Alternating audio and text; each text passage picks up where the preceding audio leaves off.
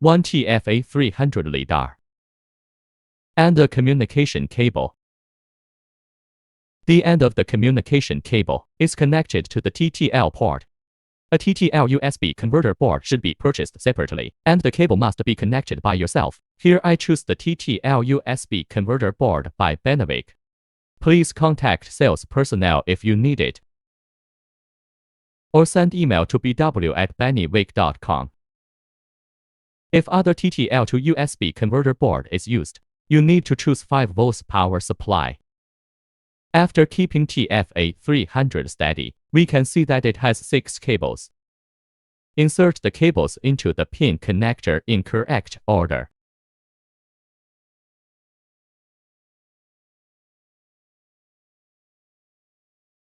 Now the cables are connected correctly. Now open the GUI software. Product selection TFA300. The port number can be viewed in the port section of Device Manager on the PC. Baud rate selection 115200 and click the Connect button.